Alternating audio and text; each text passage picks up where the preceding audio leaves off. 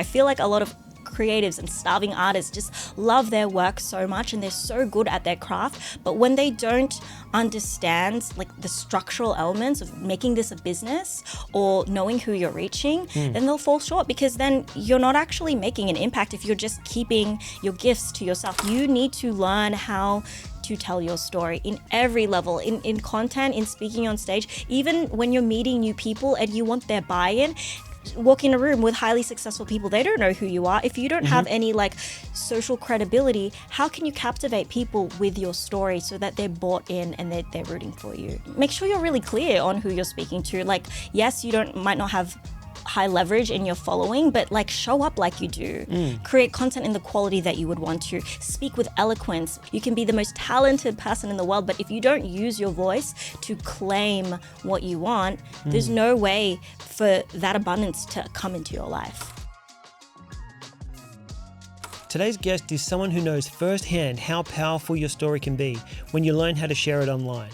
Leanne Melody started from having just 1,000 followers, no background in videography, marketing or travel, to getting paid to explore the world. Since then, she's built a career helping people package their story, build their personal brand, and create opportunities they never thought were possible. In this conversation, we dive into everything from overcoming self-doubt and fear of judgment to finding your audience, turning content into opportunities, and why the people who win the biggest deals aren't always the best at what they do. They're simply the best at communicating what they do. So if you've ever felt like your expertise is being overlooked, or you're not sure about how to show up online in a way that connects and creates opportunities, then this episode is going to change the way you think about your personal brand. So let's get into it. I want to try and get like as much value as we can, especially to creatives that are trying to get into this space. I saw that there was a time where you started getting paid to travel when you only had 1,000 followers. Yes, yeah, absolutely. So, can you tell me how my that came about? My coming of age story was actually in 2017. The world was very much the world of influencing didn't really exist yet, as we know, but I always loved to travel. So I would work, save, travel, repeat. And I always wanted to create my dream life and saw that some people were starting to travel more and I didn't know how to turn that into a career. So I actually manifested this competition called The Best Job in the World. It was tens of thousands of people applied, and I had no experience with content. I had 1,000 followers, but I love to travel and I love to tell stories and I love the idea of just like getting out there and experiencing life to its fullest. And so I applied for this competition, and lo and behold, I won this viral competition. And I really brought it to life. And that was the start of my journey in content, because I was thrusted into the spotlight it was for a company called Bus About. And they took me around the world to share stories. And every single day, write, produce, create, document, vlog, YouTube, Snapchat, Instagram stories. How long did they make you do this for? I lived in Europe for about 6 months doing that. Wow. And from there, like doing this Best Job in the World, it really brought me into like the depths of making content and just storytelling in real time and practicing what worked. Again, this is well before video content became a massive thing. So I was just doing everything on the fly, and then that skyrocketed me into the world of travel content creation. And then I started consulting for brands around how to do these authentic stories and how to like actually document your travels. And then, I started working for brands full time, getting flown around the world, documenting amazing experiences. And then 2020 is when the pandemic hit. And so everything collapsed, and I was like, I don't know what to do. I can't travel, but I know how to make content, and I also know that there's so much power in storytelling, marketing, all of those things. I was consulting for brands, and so I started a knowledge-based business where I started teaching this and teaching people how they could do that themselves and manifest crazy life experiences, such like the best job in the world that I won. I saw a post when you made an announcement about this, and you did say that you started with very little skill and a lot of fear before applying for this job, but you had just enough self-belief to make a start. Where did you get that self-belief from? It's completely a totally different direction, and you end up traveling the world for 6 months. What gave you the belief to actually apply and think that you could get this job? Delusion. Yeah. Well, actually, I really believe if there is a desire that you have in your heart, whether or not you feel like you're capable of it, it's planted in your heart for a reason. And for me, that was the ability to travel and create memories. And sometimes these dreams, they can shift and change. For me, one time I wanted to be like a zombie makeup artist, and then I went to pursue that wholeheartedly. I wanted to get paid to travel.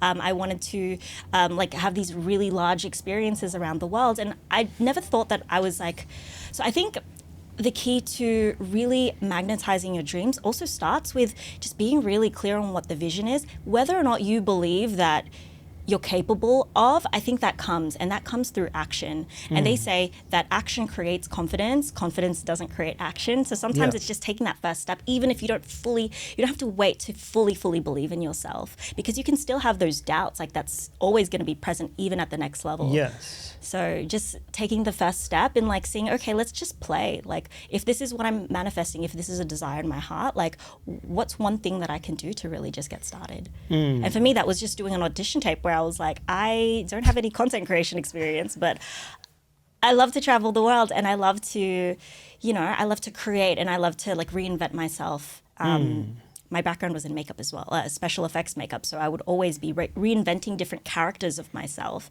And that's where I learned that you can embody a different character, embody a more confident version of you on camera at any time. It's like acting. And then you embody it until you start to become it. What do you think are the steps in order to like do that? To like not change your identity, but like be identified as someone that you want to be identified as? Because a lot of people are like, I don't have the experience, so I would never apply for that job because I don't have the experience. No one knows me as like the content creator or the travel person. What are the steps that you'd take? Because I believe that too. I think if you take action for long enough, people will eventually start identifying you as whoever it is that you want to be identified as, if you just do the thing for long enough. Yes. What do you think are the steps for someone if they want to be known as someone that they're currently not? Great question. So the key to really reinventing yourself is understanding that you are always training people how to perceive you. And it really starts within. And so as much as we want to do all these steps externally to paint ourselves a certain way, to like start training people, it actually happens on the inside in believing that we are worthy. And so much of this world of like manifesting your dream life, creating your dream life, people look on the outside, and sometimes people work outside in, where they're like, okay, how can I position myself as looking rich or wealthy or successful? But really, if they don't have the internal compass of being self-led, self-confident, or even just having the internal evidence that they are enough, that they're confident, then that is what actually trains people on the outside. So I'd really say a lot of that is working from the inside out. So really looking at what are the beliefs or the stories or the lies that are telling me that like I can't do this, and then how do I rewrite that? And so this is the type of work I do. I actually really work deeply with people on rewriting their subconscious beliefs, on looking at their internal dialogue and their stories, because so much of this external shiny things are actually ruled by the stories and the subconscious beliefs that we have inside. Correct. I believe that. Yeah. I feel like what holds a lot of people back is the judgment from the outside. Oh, 100%. Like they don't do the things that they truly want inside because there is a fear of judgment from the outside world. Yes. And I feel like that holds a lot of people back. Absolutely. Fear of judgment, we don't realize, rules so much of our lives. Like, it's pretty much the crux of what I do, in whether it's personal brands or helping people achieve their dreams. It's really looking at what are those stories, what are those fears that are holding us back. And fear of judgment is a huge one, especially growing up in Australia, where so much of our culture is like tall poppy syndrome. Don't be cringe, don't like breach the status quo, because we don't have as many creatives or people like really, really striving for success. And when you're around other people who are thinking like that, like you're always like a product of your surroundings. And so it's so natural, it's human, if anything. I think to really speak to fear of judgment is first acknowledging that it's a really, really widespread human experience. Like everybody fears judgment, because from an anthropological perspective, if we were judged, if we were abandoned and like held at the wayside, we would leave our tribes, we would die. And so our nervous system is is always fighting to be accepted, to be seen, to be liked. Even if you say like, oh, I don't care what people think. No, like from like a human perspective, your nervous system is wired to always want to please people because it is part of being in communities and thriving cultures.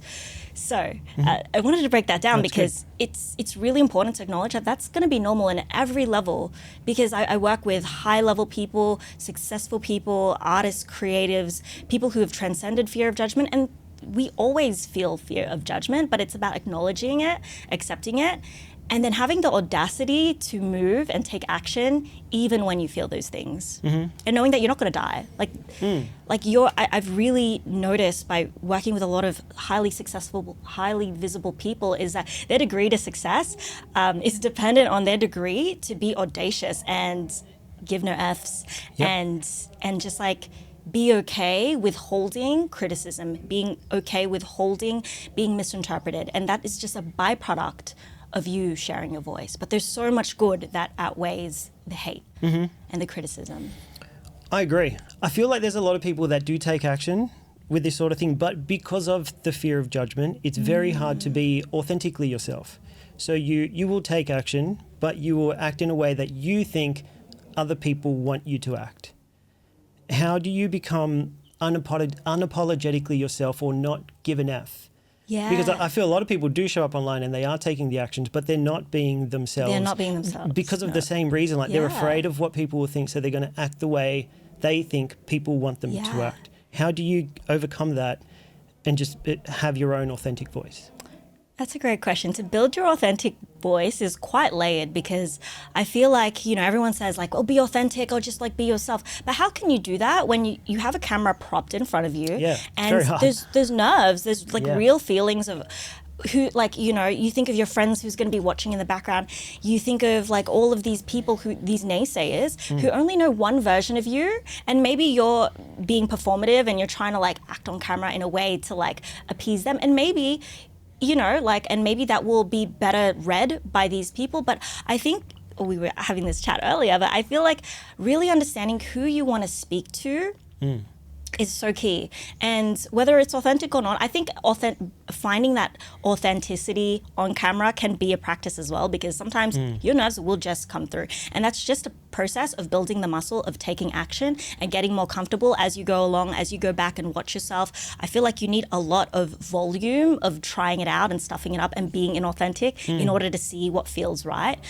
So I feel like just like getting into the muscle and the habit of practicing talking, that's one way to become authentic. And then also understanding that like, subconsciously we're going to be performative. We're going to be talking because we think like our best friend is watching and like judging us for like saying things a certain way. But knowing that at the end of the day, if you're trying to make content that really reaches people, you have to speak to the person that you really want to reach.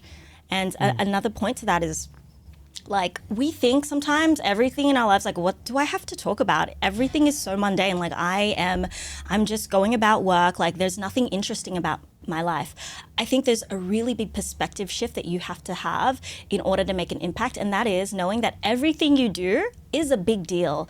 And it might not be a big deal to you, but it could be a big deal to somebody else around the world, where you're living the dream that someone else never thought was possible for them. And really realizing that we are a mirror showing people that what gets to be available for them. And even if it's just so mundane, there's magic in the mundane. There's magic in this world of just like showing our daily life, because that could be a massive privilege to someone. And there's things that we know that are so normal for us that could be a massive truth bomb or a mic drop for somebody else who are like a few steps behind us. That's so cool. Tell me if I'm wrong. Like, this is something that I think about too, is when you do put yourself out there, when in terms of like being yourself or playing a character, is that if you put yourself out there and you fail, you're failing in public. Like, your friends are watching you fail. And I think there's a lot of fear in that. And sometimes I think that people will put on a persona because then if they do fail, it wasn't me anyway. Do you know what I mean? Whereas like, if I really am myself and I fail, that's going to hurt way more because they know who I really am. Do you think that plays a part? I think absolutely. You know, there are a lot of people, and, you know, whether it's a good or bad thing, I'm not sure. Whatever feels true for people. But, you know, I've met a lot of very successful online personalities and YouTubers, and they're actually quite different to how they are in real life. And, you know, you could say, hey, that's them being inauthentic. Hey, that's like they're not like being true to themselves. But also maybe playing a character is a part of their performance, yes, so that they don't have to fail, but also, you know, that could be a part of it too. Maybe that's just their persona. I also think that some people have like naturally different parts of ourselves, and not all of our personalities have to be shown. Like when like we have a friend judging us, they're like, you're not really like that, but maybe I am. Maybe that I have a part of myself that I like to express creatively through videos, and it comes out that way. So yeah, I totally agree. I think especially if you're comfortable, and everyone's different around, depending on their environment, they are going to be different. So like, what is your real authentic self? Like when I'm around my parents compared to when I'm at work, when I'm around my friends, I'm a completely different person.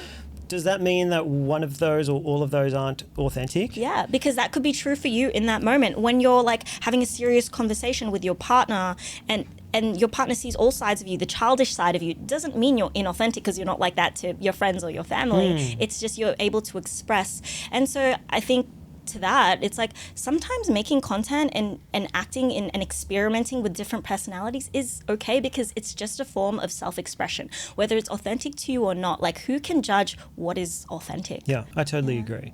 And then I think a lot of the times when you're showing up online, like you want to be perceived as somebody, right? Yes. And when you create content, you're trying to figure out who your audience is, and then you're trying to be perceived as someone who can help that specific audience. Yes.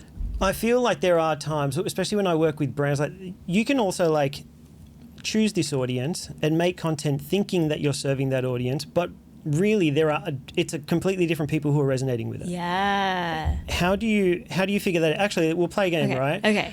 I was going through, so rather than, because this is where I'm trying to get at, like I can easily say, this is who I am and this is who I serve. Like I can say that and decide, but that may not be true. Like the people that I'm wanting Actually to serve, reaching, maybe none of those people. Yeah. So I, from looking through your work, right, I just put down a paragraph of what I think you would do, or who you would be. So rather than you telling me, and you can tell me how close I am. Sure, yeah, I love it. Let's go. So I just wrote down a paragraph. I'm like, if I came across this person, this is who I think she is and who she helps. I've written, Leanne is a mentor who helps people build an online brand or elevate their online presence to enable them to create opportunities for themselves that they probably didn't think they could get due to either a lack of strategy or limiting beliefs. This allows them to reach their highest potential. How much of that have I covered I love it. in what That's you do? so spot on, yeah. And it's interesting because I don't actually always talk about brand, but those, in terms of my business, that's who I help. I help a lot of artists, creators, people amplify their voice so that they can make an impact, and with the purpose of building digital freedom. So absolutely, yeah. Okay, cool. I thought that was a good game. I don't think enough people would do that. Like they'll write it for themselves. They write their brand strategy, and this is who we serve, and this is our mission. But they never ask someone else, like, what if you had just come across us for the first time? Who do you think we serve? And I think there's a disconnect so many times. Yeah. And it's because like they're not paying attention. They're like, they think they're doing the thing and they think they're reaching the right people, but they're really not. How do you figure out whether you're reaching the audience and the people that you want to reach? Oh, that's a great question. So how do you feel like you're reaching the actual audience that you're going to reach? Well, first of all, if someone were to come to me and be like, Leanne, I want to start building my personal brand. I want to be able to help people. Well, where do you start? Of course, naturally, you should start with the intention of reaching a target audience. So I make people do things like understand their ideal client, understand who that person is, how they can get them from point A to point B, and then give them value. Sometimes if people don't yet know who their ideal client is, a good benchmark is to be like, okay, well, think of the transformation that you've had in your life. If you were 1 to 2 steps just ahead of them, or where was the younger version of yourself? Like we were having this conversation earlier, like what were they struggling with? And kind of going from there, because that's always a reference point that you can always draw back to, because it's lived experience. Now, when it comes to having that and thinking, okay, I'm speaking to Pat, I'm speaking to my ideal client, and that's solid, but then over time you're like, wait, I'm actually speaking to someone completely different. I think there's merit in knowing who your ideal client and speaking to them, and then just putting content out that in your head will speak to them. But then, doing a bit of an audit, and sometimes you'll get that feedback from your audience. Maybe, your ideal client is a train driver, but you're actually getting like painters and artists, and you're like, whoa, this is so different. But somehow that thread just manages to, connect with these people. You can always rewrite who your ideal client is, and then and like merge. You can always merge, but a lot of the time you'll get that feedback from the people after you've gone ahead and made a volume of content that speaks to people. I saw that you offer that in one of your services, like you do a content audit. Yeah. Yeah, and I think, is it trying to figure out what that is? Yeah, really. Yeah. A lot of the time people are multifaceted. And so when you try and box yourself into the world of social media, you're like, what niche do I go? Well, sometimes people, there's a practice I do with people is really identifying their content pillars and really understanding, okay, if I love sports and love this and love that, like how do I make them combine?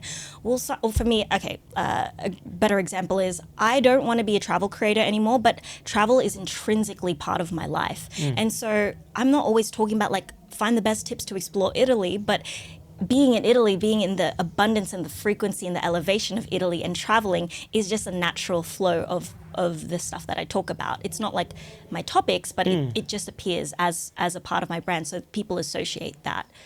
So we can always be adding and subtracting and looking at, feedback on if we're really reaching the right people. Yeah, true. And I think it's important to figure that out, like knowing who your audience is. And you've said, and I've gone through so much of your work, but you've said like your expertise is worthless if the right people don't know that you exist.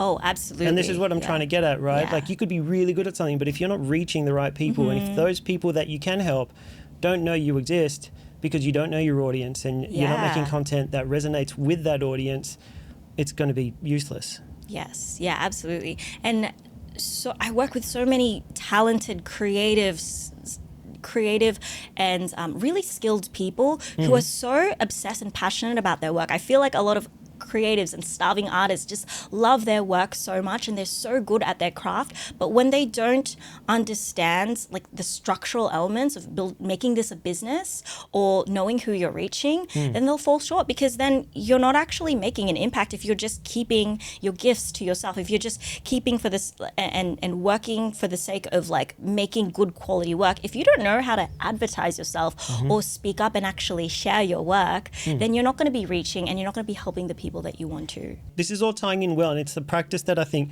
most people don't, especially creatives, don't do. They just worry about the work, but they don't know who they're serving, and it makes it hard to create any sort of financial success because you only care about the work. Another thing that you've said is when you do figure out who your audience is, you need to find what is the big problem that this audience has, and then find a big solution to the problem that they do have. Where did you get this? You've put this out there, not I me. did. Yeah, you've said when you find that big problem and you can offer a big solution, there's money to be made. Yes. How do you find out what that big problem is? When you're creating who your ideal client is, again, a lot of the time if people are creatives and they don't know who they want to speak to an old version of you. Who's someone that you could help up? If you're like a busy mum and you've been overwhelmed and you finally found a space to breathe and freedom, then help the person that was just struggling when they had no support.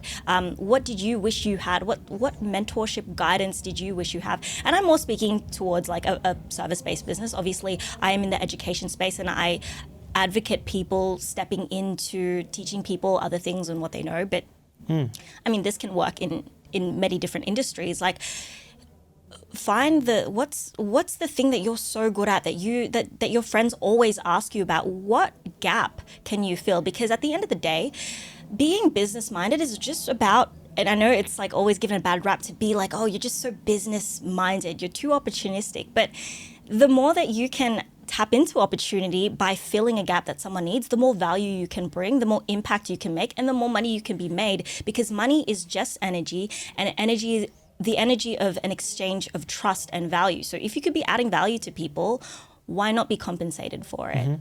So that you can have capacity to do more work. So so many people want to be humble and like, I don't want to be charging for this. I want to underplay myself so that, you know, I can keep the quality of my work. I don't want to sell out. But what disservice are you doing to yourself and others when you're not charging, when you're not calling and building structures to create money? Because when you have money, you have options, and then you can scale what you do in a bigger, more free way. Correct. I agree. Couldn't agree more. Yeah. And it's also getting to a point where you value your own work. Yeah. You know, like if you don't value your own work, how can you expect anyone else to? Yes, absolutely. Again, that comes down to money is energy and it's an exchange of trust. If you don't value yourself, your work, your art, how are people going to value it too? And there's something in the coaching industry too that's like, when people don't pay, they don't pay attention. And so I've given out dozens, hundreds of free calls, free this, free advice, free that. But when people aren't investing in the same way, they're not going to make the same level of transformation, because there's an element of, there's this saying that it's like every dollar you spend is a vote to what you want. And so when people are paying you, when people are exchanging their hard-earned money, that's a vote for them saying, this is valuable to me, therefore I'm going to execute this based on the value you give. And even your energy and what you prioritize, I think really say a lot about yourself. Yeah. You know, I've seen people talk about, you know, like, show me your calendar and I'll be able to quickly figure out like what you prioritize. Yeah, wow. You know, and what you're doing. Like you're spending too much time with friends, if you're always going out, it will tell me what you, because you know, the person that's succeeding and the person that isn't, they both have the same amount of time. Yeah. One's just using their time a lot differently. It's currency. Yeah. So how are you spending your time? How are you spending your dollars? How do you value your time? Yeah. And I mean, you're also someone who talks about like you don't need to have a very big following in order to succeed in this space. You just have to be seen by the right people. Yes. If you do have a small following, how do you get seen by the right people? By making really aligned content, again, to your ideal client. Yep. And I've had a lot of clients with very minimal followings, and I've had a lot of clients with high level followings but don't know how to monetize. And so it's not really about the numbers. The numbers, of course, matter in social optics, in vanity metrics, in making us feel good, and of course reach. But if your goal is to create financial freedom, you have to know that, like, numbers and volume, it only accounts for like what we can see, but you can have a really, really great offer, a really great lead magnet, a really great way of bringing people into your world, and an optimal, amazing service that is a high ticket, for example. And I've had people with as low as 700 followers do a 40K launch with me just from like a handful of posts, because it spoke to the right people, it addressed the exact gap that they need, and they were able to insert themselves into their business and their service and show them like what value they brought. So you really need like 2, 3, 4, a handful of clients in order to do meaningful work that can sustain your creative work. That's true. So like, what do you say to people? Like, I feel like there's so many people that feel as though like they don't have a big following, therefore like people won't take them seriously. Like, what would you say to someone who's thinking that? Yeah, exactly. It's a mindset shift that needs to happen. Absolutely. It's a mindset shift. Of course, you know, there are ways like, and this is just like down to science and perceived social value, right? Yep. Like if you see big numbers, of course, subconsciously in like first impression basis, like someone's going to be like, oh, is this person a big deal? We only have 7 seconds to judge someone and their profile. Of course, it's best to optimize it. And if you don't have a lot of following, like, you know, you're not going to get the best foot forward. But what can you do even if you don't have enough, like a following? You have to still brand yourself. Like, make sure you have, like, make sure you're really clear on who you're speaking to. Like, yes, you might not have high leverage in your following, but like show up like you do. Create content in the quality that you would want to. Speak with eloquence. It's about your energy as well. Like, same thing. Like, a woman can walk across the street and try meet someone, and maybe she doesn't have the aesthetics, she doesn't have this like social standing in her first impression, but there's things that you can do to build yourself up, and that also starts within. If she believes that she is worthy, that she has a lot of value to bring, she can make you pay attention even if the looks aren't there. I have a very strong belief in, when it comes to numbers and views and followers and all that type of thing, if you're setting them as goals, especially at the beginning, you're setting yourself up for failure, because they're all outcomes that are outside of your control. Like setting goals based on outputs, like I want to reach this many followers, this many views, and this much engagement is totally out of your control. Like that's based on the algorithm and other people engaging with your work. Whereas if you set your goals based on inputs, like how many times am I going to post, all the things that you have control over. Say this podcast, for example, I'm going to ask better questions. I'm going to reach out to more guests to see who I can get on. I'm going to try and do an episode a week. From each episode, I'm going to try and get this many clips. All these inputs are all in my control. And if I set those as goals, the outputs will naturally happen. Absolutely. Yeah. The outputs, the vanity metrics will come as a result, as a byproduct, and you'll be rewarded for your efforts. So True. taking that action first. And then I think there's also the fact of like, I think the first step is realizing that it's more about the inputs than the outputs. Yeah. And when people play that game, a lot of people just think I need to increase my input. Whereas I feel like the next step after that is improving like the quality of your inputs.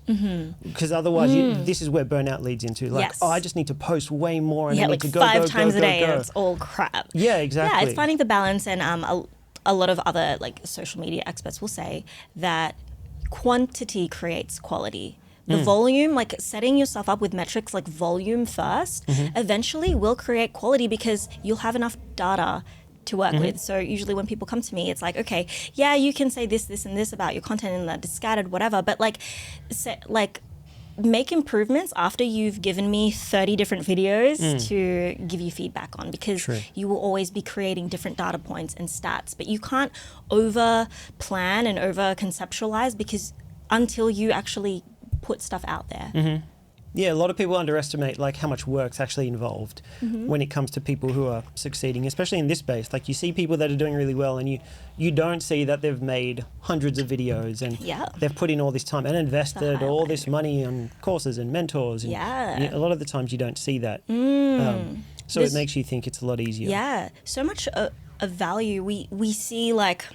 Yeah, there's the very like visual side of value. Like, what is this person wearing? How are they flexing? What are their social status? But like, again, value comes from within. Value comes from investing in yourself, in your brand, your self-image, investing in the work it requires to do the inner work to start, working on your self-belief. Because then if you do that work, you will train people on the outside. I've come across a lot of people that from the outside, they look like they're doing great, like the numbers are all there. But when you meet them, you find out that they're not doing as well as they're perceived from the outside. Yeah. So someone does have a big following, they're getting all the views and they've got all the followers, but they're not able to capitalize on it financially. What do you think they could be doing wrong? That's a great question. So people who have massive followings, and I've worked with a bunch of people who have been able to create this external validation, but haven't learned how to monetize that. And that really comes down to actually knowing your business. What are you have all these eyeballs, which can lead to many different ways to monetize, but like, what is your intention?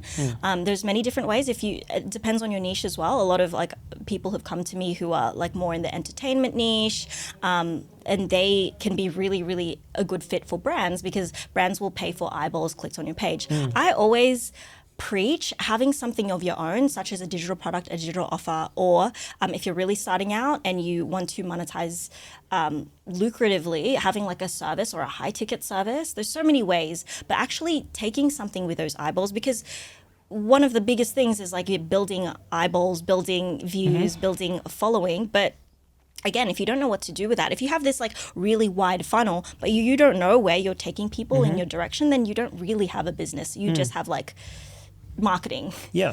So if you're marketing with no intention into leading people somewhere, and this is where some of the work I do is literally about like identifying what gaps can you fill that can help people and add value into their lives, and then how can you turn that into a service, an offering, or something that will greatly help those people, because these people are now coming to you for advice, for inspiration. But if you don't know where to lead them, if you have nothing of your own to either sell them or provide for them, then it's just a view. Yeah, exactly. I feel like a lot of people struggle to figure out what that is. And sometimes it could just be like your offer. You're just offering the wrong thing to the wrong people. Yeah. And they're not resonating with it. Yeah, a great place to start. For example, if you know that you could help someone with like photography, there's ways that you could you shoot more people, or you could even support people in their own photography, support aspiring content creators, photographers. So like really finding, okay, this is a skill that I'm really good at. How can I add value to people? What problem can I solve? Is it helping people like take better photos with their iPhone, or finding the right camera gear? Like finding ways that you could be of service and really leading from a service-based place, you will naturally find your offer. And also being attuned to making the content and getting the feedback, because when people are asking you about advice for something, if people are trying to like pull you for a chat and for a coffee and, you know, pick your brain, then that's usually an indicator that, hey, I actually have something that people are willing to invest time into. Therefore, I should be charging for it. Yeah, exactly. And turning it into something. Yeah, I think it's hard, like figuring out what that thing is, you know, and I'm sure there's many ways to do it. I feel like if you were to just offer something, like create something, whether it's a digital product, an email list, something, just to get a gauge on how many of these people are actually wanting to interact with you. Sometimes it's just about starting. Like you're like, I don't know who to help. Well, talk about what is like passionate in your world. What's an easy like first step to figure this out? Because I feel like some people may have a big audience. They're like, I'm going to do a course. I'm going to create a course. Yeah. But that's a lot of effort, a lot of time, a lot of money that you're investing, and then you offer it, and no one may buy this thing. And you think you may, you know, I've got this massive audience. What's like a low entry? What's a low hanging fruit to kind of justify taking on something like a course or a mentorship and building something out? Wouldn't you want to like find that this effort and time is going to be worth absolutely. Although there is a level of having to naturally experiment. Of course, you don't have to go and make a 12-part course, but the first time I've ever launched something, the very first product I launched, before I even knew anything about digital business, mind you, I invested in coaches, so I kind of understood the frameworks, but I didn't even know about like the digital product coaching online business until the pandemic hit, and I was like, oh crap, I can't travel. What do I know? I know how to make content. I know how to like be confident on camera. So I started teaching people confidence, and I didn't build out a course, but I was like, I'm going to help a bunch of people. So let's just put this like post out. And because I had built trust, so here's the first kicker, building trust will help you build the feedback, build the audience, and build the buyers for whatever you want to do. This is why I always preach personal brand, because if you pivot in any way, people already trust you. So if you come out with something that you just want to experiment with, like a product, then you will get way more buy-in because they've seen your journey, right? And so at the start, I was just like, I want to start supporting people on their journey of just like sharing their voice online. Join this container with me. I'm going to offer a bunch of strategy calls completely free. And inside of that, I offered like, I put one post out and I offered like 27 different calls, free strategy calls. And inside of that, I asked people, what's your vision? Where do you want to go? What do you want to do with this? And like, where can I support you? From there, I used that as research. Awesome. And I also offered, it was also a discovery call, because I was like, okay, if this is a fit for you, join my program. This program didn't exist, but I had a bunch of mentors I invested in that I've seen the structure that like, hey, like, I went all in, and I got people to invest in a literally off the bat, like a $2,222 program. It was like a 3-month program where I was just playing. Like, I've never done this before. I didn't even go to uni for social media or anything, but I knew it from lived experience, right? And I had a lot of structures and guidance and mentors who helped me. So I knew I could provide a similar structure. I one post, my very first launch, got people into like a 12-week program that didn't even exist. And week to week, I was just building courses and videos, and I was building it from scratch based on the feedback of the group. And it was a 20K launch based on nothing. That's like, incredible. Literally nothing, like no experience. Which also has its positives, because if you're building it in real time, you're building it based on what you're hearing from your audience. Like they're telling you what they want, rather than creating something beforehand. Yeah, absolutely. And you know, you can try. Like, I feel like the thing is, in this day and age, we have no excuse, because we have so much leverage and tools to help us. You could literally like, I actually teach this in one of my courses on how to build courses. It's like you could literally brainstorm all of the things you know, get transcripts of all these different conversations you've had with friends, and then turn that into an offer, a product, a service. Or literally, you could even start with one-to-ones, like, hey, charge you $50, $100 for 60 minutes instead of you taking me to coffee and picking my brain. How about I just teach you what I know, you can pick my brain. Yep. So you can start there, and from there get the data of what people need. It's always about finding what people need, and if you don't know what people need, like, you could practice putting something out there, even if you don't know, and just like, using AI to help shift all of these different things in your brain, modularizing it, and then putting it out there. Yeah, that's really good. I love that. testing it. That's a really good way of going about it. Yeah. In real time from the people who actually follow you. And if someone's willing to do that, they're probably your core audience. Absolutely. And I've looked into a lot of this, like in terms of like your audience. You may have this massive audience, small audience, doesn't matter. There's a bunch of them, probably small, that are diehards, and they're your core audience. And it's finding out who like who 1% those guys or are. 5% or something. It's Yeah, crazy. exactly. And then the rest may just be like casual viewers and new viewers. And you have to create content that appeals to all of them. Yeah, it's like the concept of 1,000 true fans. You don't need 100,000 followers. You just need the 1,000 true fans, or Yes. 100 true fans. Well, in the case that I've seen, it's like you can have 100 followers and like 10 true fans that pay you accordingly to your service, and you could be making bank. Correct. So- And finding those true fans are important, because then you can build something that is directly helping those people. Yes. And it's knowing who to get feedback from, and that's a great way to get feedback, because you're getting it from your 1,000 true fans. That's really good. I love that. And you were talking about mentors earlier. Like, how do you go about finding a good mentor? There's so many out there. It's hard to know who to like and trust. How do you find what makes a good mentor to you? It's a great question. A great mentor, to me, always changes on the season that I'm in. And so I always like to invest and work with people who, are a few steps ahead of me or are modeling the life that I want. For example, one of the big goals that I have in this next chapter is to step into speaking at bigger levels, like on stages. And I'm doing my very first international speaking gig in Singapore next week. And as I build this up, and as I calibrate to new levels and new goals, I'm going to want to hire certain people that really are optimized at that skill, that it shine in that way. And that doesn't mean I've also had mentors who are just like a great all-rounder. They just model and live the life that I want to live there. My very first mentor was someone I paid because growing up, I never really knew many people in my immediate circles that made $1 million. I just didn't really grow up around that level of wealth or business acumen. And so I just paid her. I didn't have money at the time, but I found a way to invest in someone that I knew would get me to the energy of wealth and abundance. And since then, I've literally invested over 6 figures in myself, knowing that every time I'm investing in someone for different reasons, for different skills that I like, I'm adding that into my tool belt, into my caliber, into my pocket, so that I could essentially add value to the people that I serve. True. And you're learning a lot faster than learning on your own. Absolutely. It's the shortcut. I preach hiring mentors, coaches, because why would you go it alone and do all the highs and lows and the dips and do that when you could shortcut that entire process by just being in proximity and paying to be in proximity. It's one thing to be in proximity and have friends who are really successful. Of course, that's really valuable, but there's another dimension when you're actually investing and buying into someone who's physically invested in your growth and there to really train and coach you and perform like a coach rather than just a friend giving you advice. True. It's like what I was telling you before, obviously it's not a mentor, but investing in yourself. Me going to Melbourne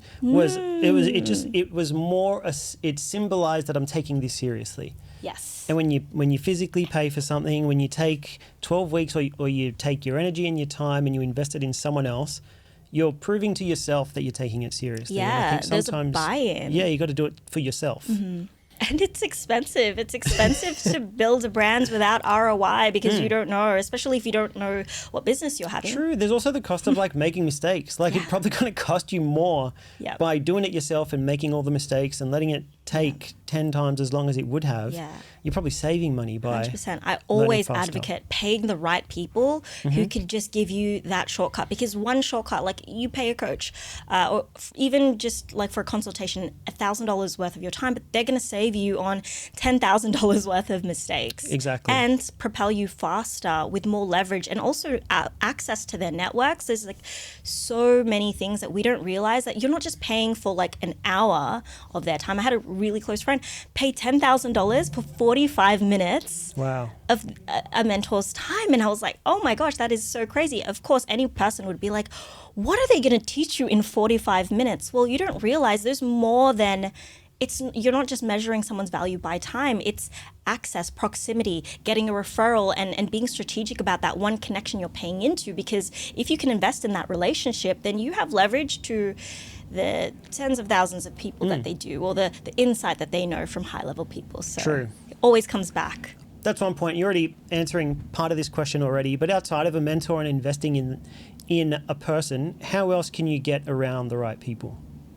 That's a really great question. Getting around the right people is one of the most highest value and strategic moves you can make, and priorities you should be doing, because as they say, it's not who you know, it's not what you know, it's who you know, but more than that, it's who knows you. And so one thing, and I've learned this really in depth by living in and out of between Sydney and LA over the last couple of years, is building yourself as an asset will exponentially increase people's desire to be around you as well. Because as much as you could be like, I'm just going to sneak the back door and like get into these rooms, cool, like you can do that and you can be as confident as you can, but what value do you have to bring to people? So this is why doing things like building a personal brand, building your perceived your perceived social value, building your skill set value, building like investing in yourself to just be like a highly valuable person will help you get into those rooms. Because as much as you can do all this work to like pose yourself as a big deal, if you don't have value to give, you can be in those spaces, but luck is when opportunity meets preparation, and you need to be a level of prepared to be in these spaces. So number one is like building yourself as an asset, whether it's your social asset, whether it's your knowledge asset, like knowing that you can step into a room and confidently give value will increase your ability to network and be around those people. Another way that's quite just more general and practical is like finding new opportunities, finding meetups like the ones that you hold, finding spaces of like-minded people, participating in mentorships. I paid $30,000 to find one of my best friends, and she has been my ride or die in business. We are business besties, and we do life together, we travel together, we just explored like America doing like a podcast tour together, and we're rising together. But that level of friendship happened after I invested X amount of money to be in a space where someone else is playing at that level as well. So mentorships is also a great way to meet Very good. people. Everything you just said I thought was just spot on. There's a very big difference from like being in the room to feeling like you belong in the room. Yeah. And it's becoming that person, becoming an asset. Person. But yes, investing in yourself. And, you know, if you don't have all those extra those external validating things that will perceive value, start with the inner work. Start with meditating, breathing more, really finding evidence of why you matter, why you are XYZ. Like, you don't realize like how confidence can move in such a big way. Even if you don't have money or status or all of those things, if you can move in a space, like it only takes 0.7 seconds for someone to get a gauge of you. And sometimes you can transcend all of those things. Maybe you're not valuable in this, the ways that you would think you are, but if you have internal value, intrinsic value, if there's just something about your energy and your aura that captivates someone, even if you don't feel like they don't feel like you're at that level, something will transcend and they'll want to be around you. I agree. And I think it is. Everyone talks about like, you're the people that you surround yourself with. Absolutely. And you want to try and be around people that are on that, I guess, higher level. But like the reverse is also true. Those people that you want to hang around also don't want to hang around people that aren't that.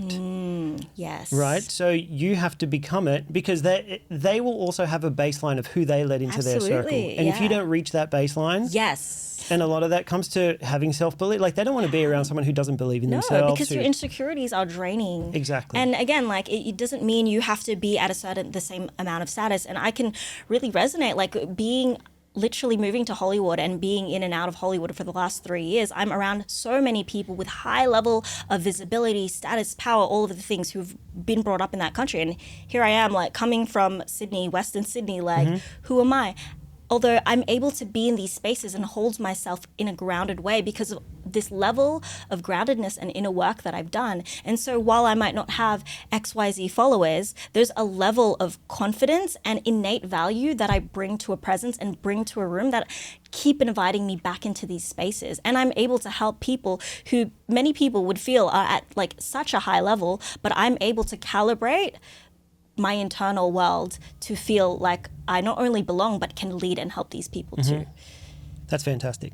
I love it. Thank you. And in part of your courses, you say that you can help someone build authority within 4 months. How long do you think it takes? Do you think if you gave someone 4 months, they could build authority in their space? Absolutely. And anything can happen. I also believe, other than this personal brand stuff, that I really work innately with people to bend reality and quantum leap and transcend their reality. Beyond just like helping people with visibility and personal brands, I really work on helping people find their expansion and what it will require for them, whether they have 3,000 followers, 3,000 followers, or $3 million, whatever expansion looks like to you, whether it's visibility or money. All of these core things are the same, and it matters at the degree you're willing to do the inner work. But I also do like to work with people in sprints. So 3 to 4 months is like a good way. It's like, for example, right now, I don't know if you know, we've just started the Great Lock-In. The Great Lock-In? The Great Lock-In. Tell me about it. Starts now, September 1 to the end of the year. There's like a psychological phenomena that by the end, by September to December is like where the biggest plot twists of the year come. So let's just use it. Let's write it. Let's lock in September to December before like this next year. We need to lock in. This is why I like to work in 3 to 4 month sprints. You can get so much done. It's not about like the work that you're doing. It's about how aligned you can be. But this is why I mix what we call the woo and the do. I do the woo-woo, the inner work, the manifestation, but with like the practical, grounded execution, because you can't just like be fluffy. You actually have to be committed to a time. And it really works when people tie themselves to like a 3-month goal. So I love working in sprints. Yeah, I'm the same. I think so. And I think knowing it doesn't, not that it has an end date, but it's good to set targets where you do have an end date and you can really work towards it. Yeah, and so many people like approach this year coming like into the new year with like a big vision, my New Year's resolution. But the reason why that just dies so fast is because we have like a recency bias. Like by 3 months, your dreams have probably changed. Like some new thing in AI came out, you get shiny object syndrome here, you start the year with one goal, like by the end of the year, you don't even remember what you like started with. So I think having a quarterly assessment of what those goals are is really, really important. Which is another thing that I run. It's like a magnetic vision container of really always doing a sense check of like, am I still working to the right vision, or has my vision changed? And how can I reverse engineer that goal? But then at the same time, like how can you set a goal and not get distracted by everything? There's always so much going on. I'm someone that gets easily distracted. And we were talking about it before, like it's not until I realize like the things that I really want to grow, I need to focus on them. I need to prioritize them and I got to stop being distracted by all the other bullshit. Yeah. You know what's helped me so much with distraction and being super in line with a goal? Accountability. Mentorship, being in containers, being in circles, being in spaces. And they don't always have to be paid. Although when you are paying, you pay attention because you are like in a container. I actually call all coaching programs containers because you're in an energetic container where you're just driving towards that one goal, and you have things like weekly check-ins. So I really love working in those spaces when I want to exponentially reach a goal, working with coaches, but also having like an accountability buddy. This is why it's so important to be surrounded by people with the shared vision, because when you're hanging out, you're maybe making content or you're maybe journaling on and doing the stuff that's going to get you to your goals. So really important to have some level of accountability, if not making that accountability with yourself. Yeah, it's hard though, right? It's so hard. It's so hard working for yourself. Yeah, tell me about it. When it comes to those, one of the hardest things for me has been figuring out what opportunities to say yes and no to. And I think if someone were to work with you and they did very well, I would assume a lot of opportunities would come their way. Absolutely. And so how do you know what opportunities to take on and not let certain opportunities lead you off the path that you're trying to reach? That's a great problem to have, right? It's a good problem to have, but still, I've felt it where like you can convince yourself to say yes to anything. I know I can.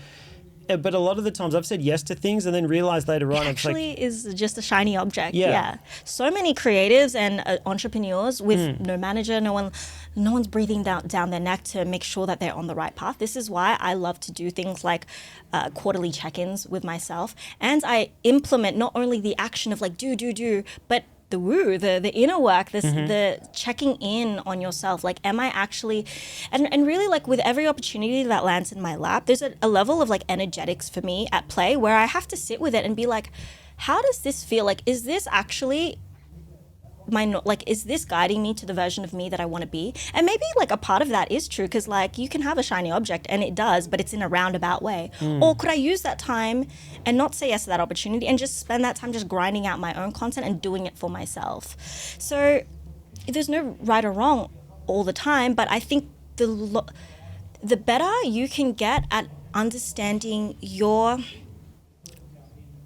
sense of self and tuning in, it will really radically help you tune out all of the noise. And so this is why inner work matters so much. This is why really, really creating space to breathe, to get rid of the noise of like all these opinions, all these shiny objects, all these opportunities, and actually sit with like, ask yourself a question. I lead my clients through a bunch of different energetic practices to do that. You could even do it through journaling and just like letting your pen flow and asking yourself like, would my highest self say yes to this, knowing that like full well, if I was operating from my most abundant place and not from a place of scarcity, like I just need the money to do this now, like what would the real answer be? Like and it's kind of hard to teach, but really grasping your sense of intuition, because everybody has that. If you have a desire in your heart, there's something that is leading you towards or away from that based on fear and your ability to believe in yourself. So quieting the noise and actually tuning in, because deep down I feel like you know the answer. Absolutely. It's tuning in, but also having more belief in yourself. I think a lot of people have self-limiting beliefs, and I'm one of them. Well, no, not so much. I'm trying to be more aware of them. Yeah. I remember when I first picked up a camera and I wanted to be a creative. I was a personal trainer at the time. And I remember my first goal was like, I just want to make enough money to get by with this camera. Like that was the goal. I want to be able, like first it was like, I want to get paid anything. I just want someone to give me money to take photos of them. But then it was like, I just want to make enough money to pay my bills. And if I can do that, I'm set.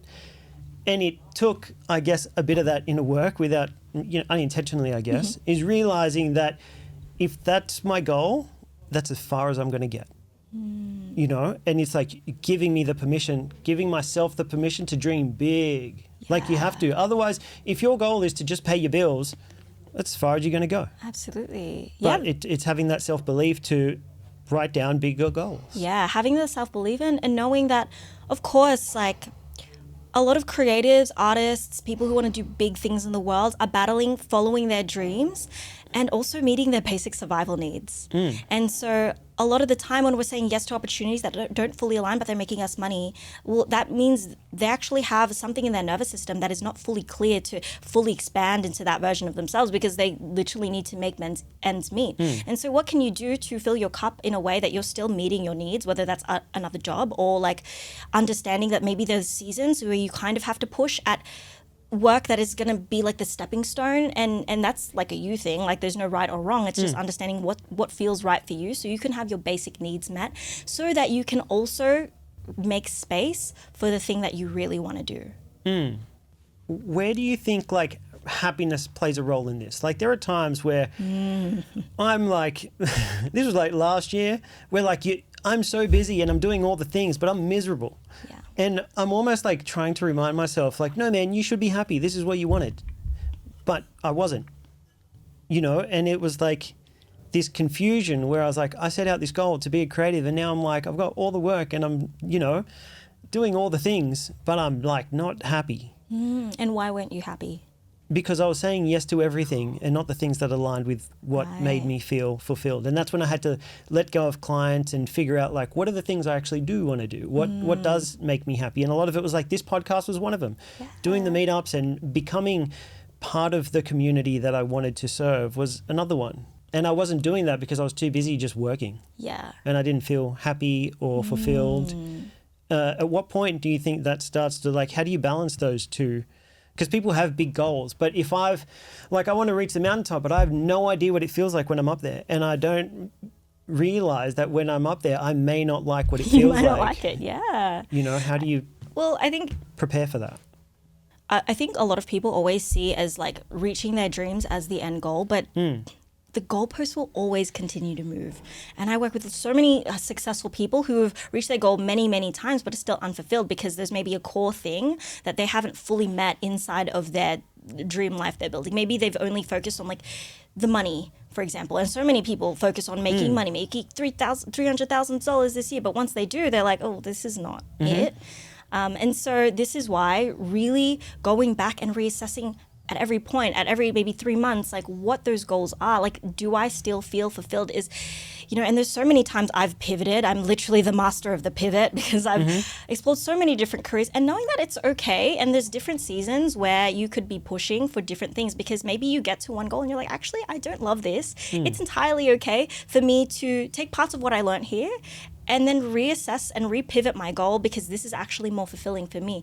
And in your case, like, when you do find things that fill your cup, follow them. Because I find that we can get our greatest inspirations when we are actively doing things that fill our cup, because it brings us more joy, it brings us a higher frequency, and then we can do more meaningful work from an energized place versus just doing something that we resent. True. I agree. And I think that what I found personally was realizing the other aspects of my life that I was neglecting in order to reach this goal. Yeah. And it was like, it was purely a career-driven goal, and I was letting go of like health and relationships. And I think they play just as important of a part to the fulfillment of your life. Yeah. So when we're talking about building a dream life, of course, the career is what most people think of because it's about like the money and what that gives you. But if you're not looking into the full picture, and if you're not already doing things, like there's things that you could do in your day-to-day life, for anyone who's listening, you could be implementing things in your dream life today. And the more that you're doing that, you get into an energetic state, a state of joy and frequency that will give you the energy to continue things like your career. It gives you the boost, it gives you the momentum. So never neglect things like health. I always tell people, like, when you're not working out, you're losing money because you lose your energetic capacity, you lose the frequency that you could be on to be at your most optimal state. I agree. Like how you show up plays a role, and if you're not looking after your health, it's the same as hanging around like the type of people that you want to hang out with. I've experienced it here mainly because I'm around like the gym and fitness space. But dude, if you don't look after yourself, these guys don't want to hang out with you. Exactly. So you need to be investing in, not even just financially, but like investing in things that will help you become the best version of yourself. And I think another way you could put this is, when you think of your dream life, start thinking of who that version of you is. Because if you think your dream life is to become this super successful videographer taking on all of the jobs, but you're not actually thinking of who he is in an identity form, like when you visualize that version of yourself, do you think he's burnt out taking all of these jobs, making money?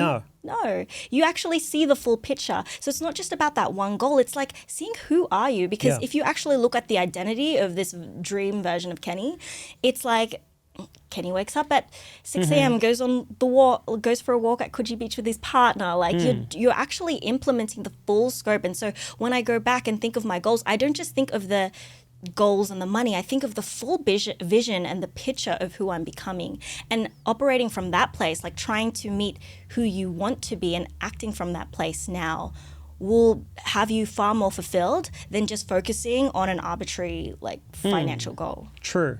And I think I'm trying to think like outside of a mentor, and I guess maybe reaching out to certain people, say you set this massive goal and you've just started out, I think it'd be wise to seek out someone who is living that life. Absolutely, yeah. But then it makes you realize, like, to achieve this goal, this woman has the goal that is living the life I want to live. Yes. And then I meet her and I get to know her, and she's waking up really early. She's traveling the world. She's doing all these things, and it gets to show it. I get to see what the lifestyle is.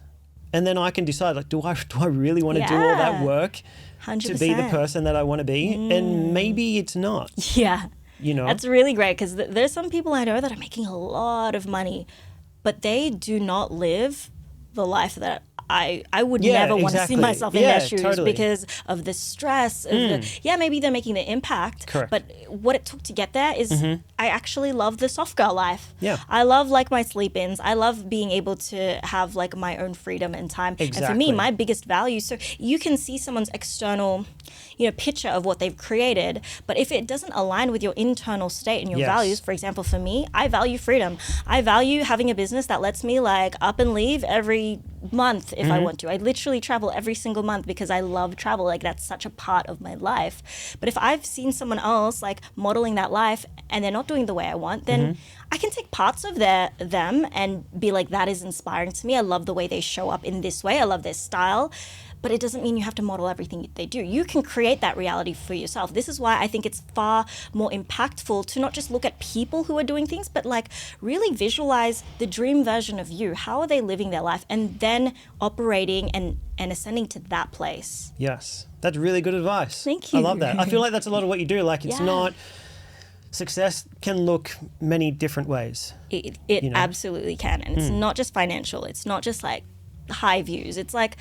It's the full picture. So building your dream life is about actually seeing like, what do I want at every level? There's this practice I make a lot of clients do called the Wheel of Life. Have you heard of that? No. And it's basically a really great audit that everyone should do every couple of months.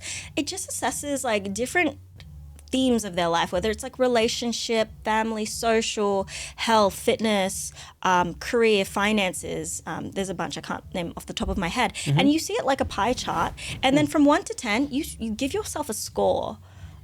How well am I doing in the area of career, of finances, of relationships? And it's just, look, it's not, it's just to get you self-aware. And a lot of the time, like if you want to improve your life and see if you're working towards your dream life, you have to see, where am I at now? What's my baseline?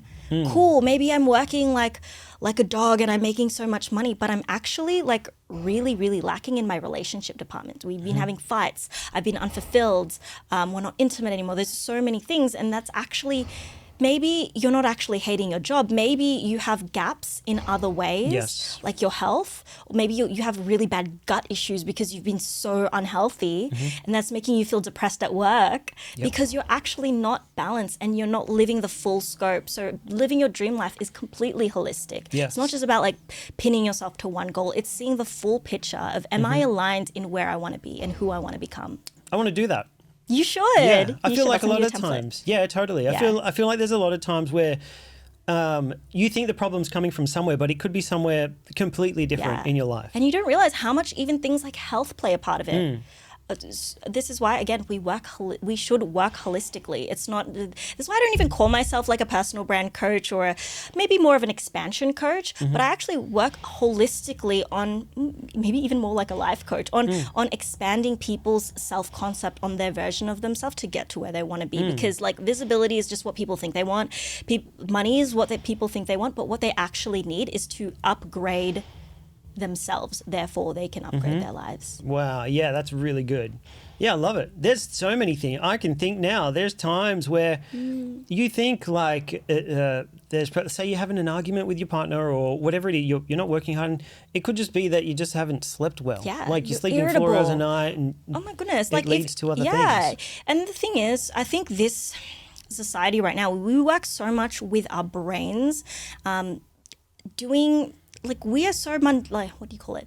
We live in like the most sedimentary lifestyle that we have in decades. Like we are humans that are designed to be active, hunting, gathering, moving. And so there's so much that is misaligned to how we as a species have been working. And so we're not nearly moving as much. And so when we think like, I need to succeed and I need to push and hustle and grind, there's so much things that you're doing. There's so much processed crap that you're eating that is like literally degrading your ability to think, like, and then we hit ourselves with the energy drinks. Bang. Just to cover up the sense of feeling tired because we haven't had enough sleep, and then we're thinking, I'm so stressed at work is so stressful. Maybe it's not. Maybe you actually are aligned at work, but like your gut microbiome is highly inflamed and it's leading you to feel depressed. It's true, and I think when you get those things right, you can actually do a lot. Like there are people that are doing lots of things and you feel like, man, there's no way I could do that because that would destroy me. But they're doing all those things are aligned. They've balanced, they've got good sleep, they're looking after their health, and they're able to do so much more because they're looking after all those things outside of their career. They've got more energy. Absolutely. And I think it's easy for people to measure success by career, by all these vanity metrics about the external. But again, look internal and everything else will change. Look at your body, your mind, your spirit. Look at your body, your health. Look at your mind. Like, how is your mindset? What are the stories that are running me? Because like maybe I'm depressed because like we have 72,000 thoughts a day. And most of those thoughts are translated to the next day and the next day. And each thought you have has a frequency, and when you're thinking negative thoughts, you are actually bogged down by negative frequencies. So you could be doing work thinking you're doing all the right things, but if you're like succumbing to a really unhealthy mindset, that is so draining. And then spirit, like spiritually, is my cup filled? Am I in tune with myself and like my highest voice? Am I doing my like altruistic mission? Am I doing the things that like are filling my cup? So really looking at everything holistically will help you reach your goals so much faster than just like gunning and like bulldozing with action. Yeah. How do you think you become like more aware of negative thoughts? Like I've tried. There are times I have like a really good day and I don't know why. And I'll sit there and be like, what did I do today that made me feel so good? And then I'll do the opposite. Like when I have like a really bad day, when you just don't feel good, I'm like, what happened today? I just feel like shit. I feel like there's a lot of times like we have a lot of negative self-talk and we don't realize it. Like we look at them and we're like, oh man, I feel out of shape and I don't feel so good. I'm not good enough. When you make something, you're scared to post it because you feel like you're like, there's a lot of, all of that's just negative thought that you need to overcome. But I feel like a lot of the times we don't even realize that we're doing it. We don't. And those stories are running us. And again, there's 72,000 thoughts a day. They're holding us back. They translate to the next day and the next day. And then little do you know, like you catch up with a friend and then you complain and then they complain because they're matching your frequency. How do you do that? How do you cleanse? Well, there's so many things and like it's because then you wonder why certain people don't want to hang around you and it's maybe it's you. Maybe it's you. Maybe it's the energy that you're putting out because like everybody is energy, like and you train people how to receive you, you train people how to act and behave around you because subconsciously we're always trying to meet the people. Like if we're in this conversation talking about like motivation, like we're naturally going to be on that frequency buzzing and we're always responding to people because it is our likeness, like it's human nature to want to connect, right? And so like you surround yourself with complainers, you're going to start thinking those shapes and those thoughts and those frequencies. But I mean, it's so much more than being like, oh, I'm thinking negative, I just have to think positive. Like there's just so much bypassing of all of this. And it could be like, I really think that people, this is so loaded, right? Like how do we even dive in? This is what we actually unpack with deep inner work with coaching, but doing things like an audit, like waking up every morning. If you've read or heard of The Artist's Way, which everyone should definitely tune into, it's the practice of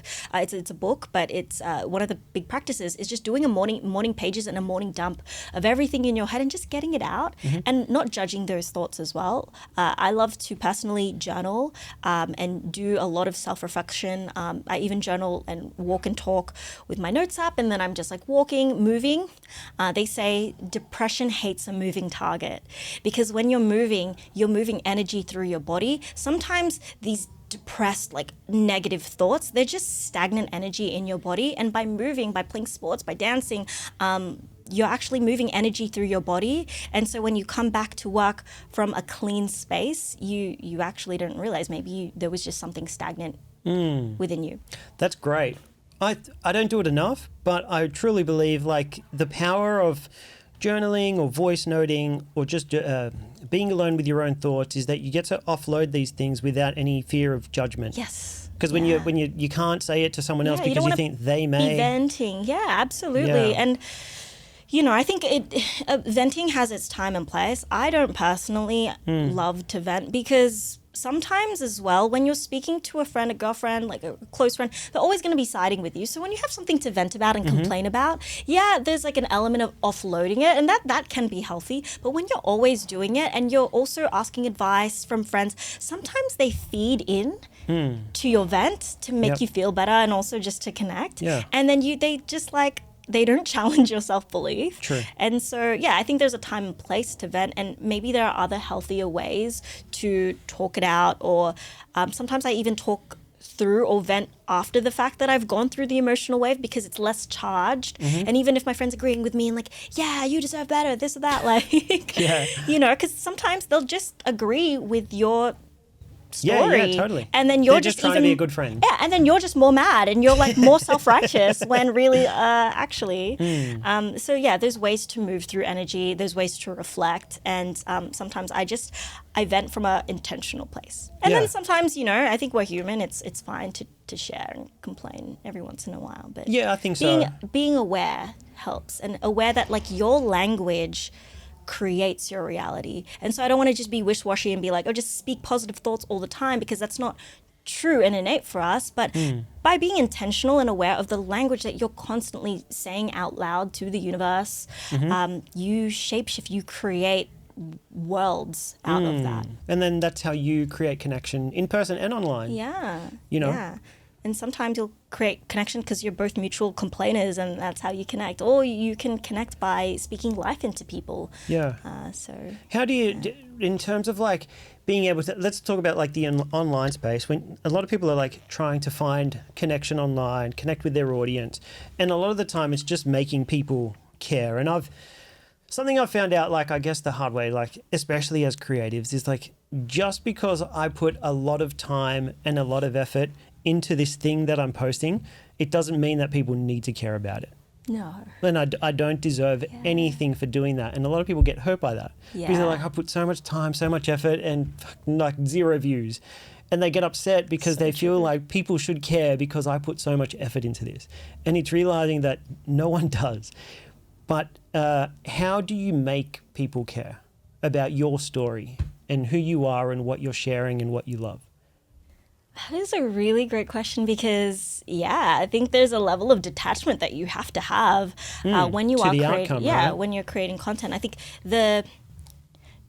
your ability to make an impact actually requires you to be a level of detached from the outcome. So to say like making people care, I don't know if it.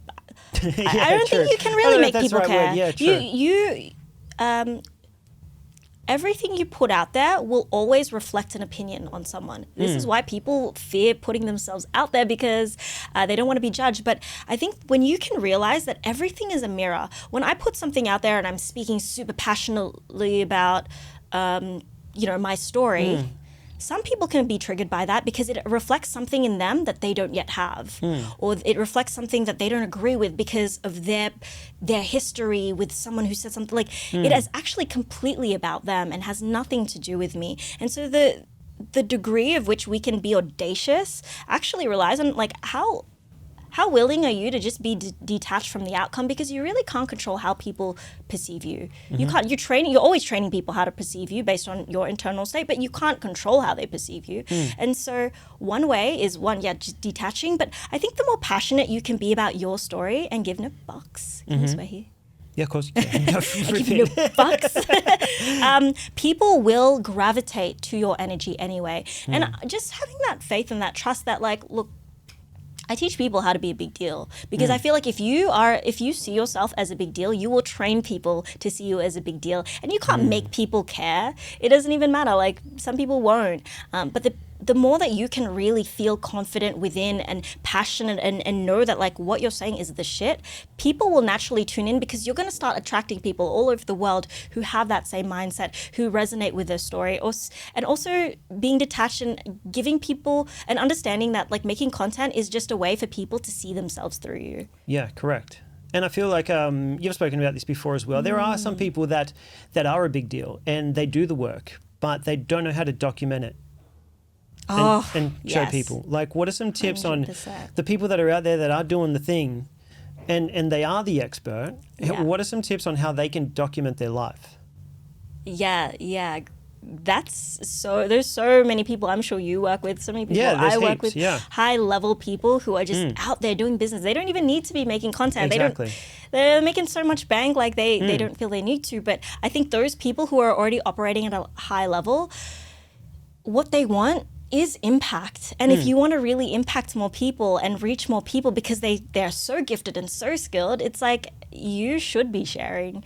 You have something really important. You've had the experience that will really, really help people. And a tip for people who are at that level is like, yeah, of course you don't need to be making content, but you should, because if you want your mission to reach more people and if you want to do good with the work that you have, like, why not share it? And I think people get really caught up in things needing to be perfect or curated or looking a certain way, but really internally just realizing like, shit, I am a big deal just by virtue of who I am. The life that I'm living is a big deal. Hire someone to follow you around, make content of you. If you don't know how to do it, and if you have the resources to, get people who are expert and get support into creating that content.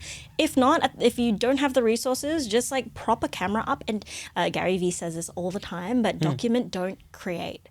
Yeah, exactly. We're living in the age where there's so much information now. There's so much like high level production of this thing. But if your skills are not producing, if your skills aren't aesthetic, but you are really good at what you do, then focus on what you're great at, which is speaking. A lot of high level people are great speakers, great communicators. So find ways to just document what you're doing in your meetings or with, even if you're not super successful yet, like if you love to yap and you have great conversations with friends and over coffee or a girlfriend, and you're like, dang, we should have recorded this.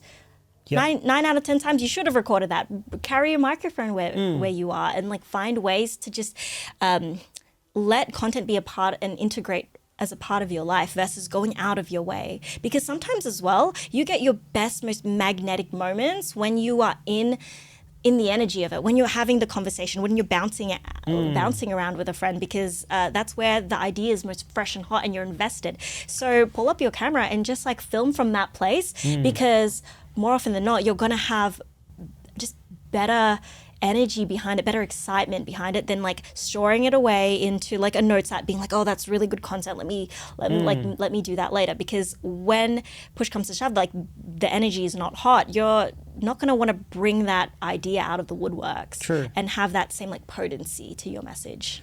And I think like learning how to communicate your thoughts and your knowledge, Yes, especially when you're looking for huge. opportunities, is a superpower. Yeah. I've heard you say like the people winning the biggest deals aren't necessarily the best at what they do. They're the best at communicating what they do. Yes, absolutely. And I think that's very true. Yeah. It's learning how to communicate. I think becoming a better communicator, it's hard. I think it takes practice, and it is. Getting your phone out and just doing the reps. Yeah, using the muscle, speaking things don't turn into reality until they're said out loud. Like, if you want to live your dream life or attract amazing opportunities, how can that possibly enter your field?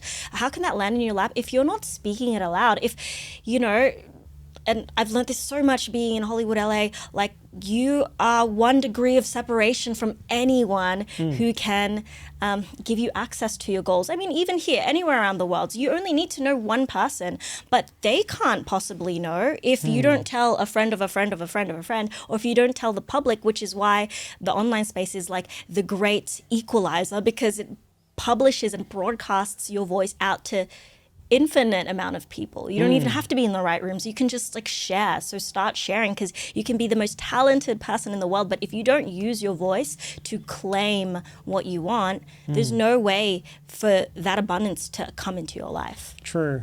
And I think it's also like learning how to tell your... Wow, that was That's loud. like a great crack. Wow. Dude, that was so loud. I think it's like learning how to tell your message as well, because there's a lot of people that are saying the same thing, but it will connect with a certain type of people based on how they say it. Something that I've realized recently is like there feels like there's more of a rise in, they call them like comfort creators, and it's almost like people are just sick of being yelled at and being told that everything that they're doing is wrong. And people are now becoming like more attracted to someone that isn't yelling at them. And so, but it's the same message, it's just delivered in a different way. Yeah. And there are so many different ways to deliver a message, and learning how to communicate can help you better engage your audience and resonate with your audience because you've learned how they respond. Yeah. And there are, especially in the fitness space, dude, everything you're eating is going to kill you. Everything you're doing is wrong, and everything is negative. Like literally everyone, it doesn't matter what you're doing, it's wrong. And you have to listen to me. And people are getting tired of that. And they're connecting more with someone who is delivering the exact same message, but in a more positive way. Yeah, or a softer way. Exactly. And that's just learning how to communicate and 100%. Understanding your audience and, you know, how to best deliver a message. Yeah. Yeah, that's so important. And it's also so important to play to your strengths. You know, some people really like that masculine, like bullish approach of like, yeah, some people do. You know, no BS.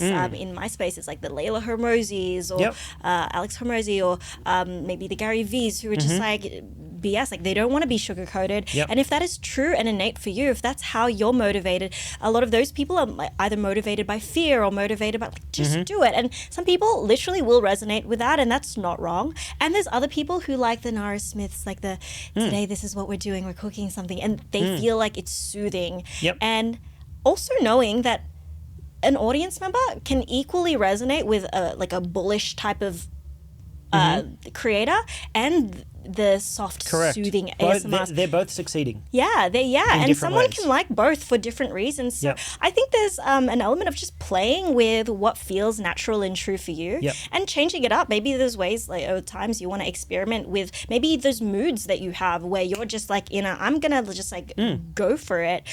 For women, a great practice I like to do is like actually working with your cycle, because earlier we were speaking about sometimes you're not in the mood to, you know, you're having a bad day, and like allow yourself to be fully immersed in the bad day and yap and vent and be okay with that, because like towards your periods and in your luteal phase you'll be feeling a bit more sassy, and like go with it. Like practice being authentically you and sharing your voice in that angle, because maybe there's like a part of your cycle where you're more calm, and or a part of the day where you're feeling more calm, and that will also resonate as well. So try it all. You don't have to pin yourself to one personality, because we are all multifaceted. So especially if you're starting out, just play with how you communicate one message, because it could be posed in so many different ways. Yes, that's very good advice.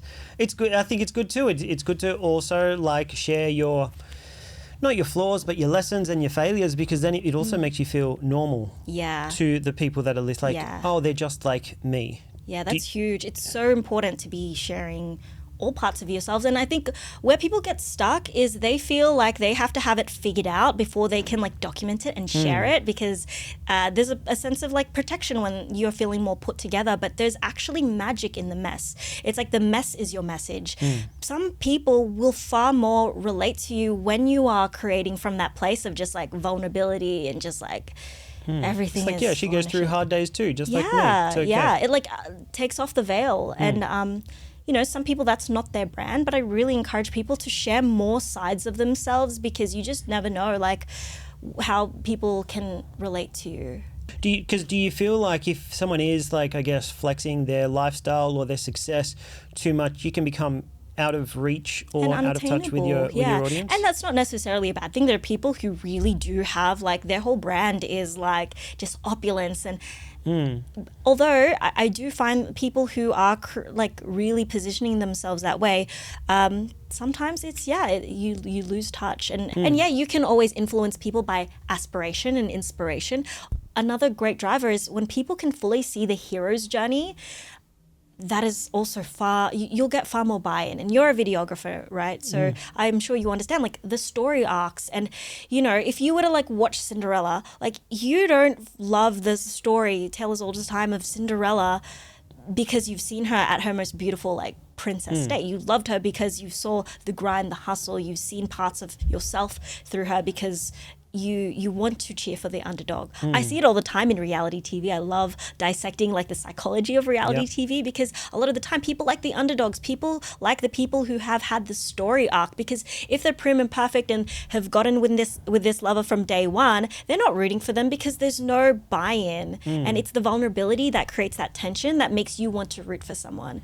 That's true. I've heard the same thing about like superhero movies. Yeah. Like there's always like this tragic backstory that they're... Superhero movies love stories. You just, like, if it's all so perfect, like, there's, like, you don't get the same payoff. Yeah. So even in your journey, because we're not always going to be perfect, when you are able to crack open those vulnerable moments or share, like, you know, something more relatable, there will be a greater payoff when you do share how far you've succeeded, because people feel personally invested. And again, they see their journey through you. Yes. I think that's the biggest one. It's like, oh, they've come from a place where I am right now. Yes. And they want to see know themselves. That. Yeah. They can relate to you. And people love what feels familiar because it seems attainable. It seems like, okay, I can see myself, like I'm inspired because I see myself inside of their journey, in their vulnerabilities, in their sadness. Because there's big disconnect. Like when you hear someone say, like, you have no idea what I've been through. You know, it's like, I'm not going to listen to you because you have no idea. You're privileged. Yeah, you don't know and being able to show that, no, I have. Like, this is my story. And absolutely. Right, it makes people buy in way more. Absolutely. And this is why I really think anyone starting out should have a look at your story. Find different ways to start communicating your story. Stories are going to be the benchmark for people to start connecting with you, especially in the age of AI, when we're going to be starting to be flooded with so much AI crap. Like we already are, but it's all going to be all artificial. And whether you like it or not, it's coming. Yep. And so how can we find the human parts of ourselves, the story, to start connecting? Because that's going to be such a strong asset moving forward in this digital age. That's going to be the separator, right? The biggest separator. It can't vulnerability, like human connection, human storytelling, now more than ever. I mean, it's always been important, but it's going to be even more important. Like, you need to learn how to tell your story in every level, in content, in speaking on stage, even when you're meeting new people and you want their buy-in. Walk in a room with highly successful people, they don't know who you are. If you don't have any like social credibility, how can you captivate people with your story so that they're bought in and they're rooting for you? If I was to like come up with my story, or someone's out there trying to come up with their story, what are the things that they should highlight? Because I feel like there are opportunities where you do get to tell your story, but you don't want it to go forever, right? So like what are some tips that you could give someone to like create their story? Like what are there like 3 main kind of points that you want to cover? How does someone tell their story? They've done so much in their life. What needs to be said and what doesn't?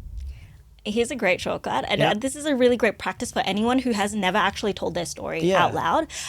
Get a voice recorder, go on Otter AI or like a transcriber. I actually bought a AI pendant. I was meant to bring it today, but was that the ring thing that you? No, it's like an actual wearable AI. It's called the Pendant by Limitless AI Plug, but unfortunately it's not syncing properly. But okay. To get to the how-tos, it's like get a transcriber, go for a walk. I like to walk and talk because I feel like when you're moving your body, you're activating like better energy and you're more open.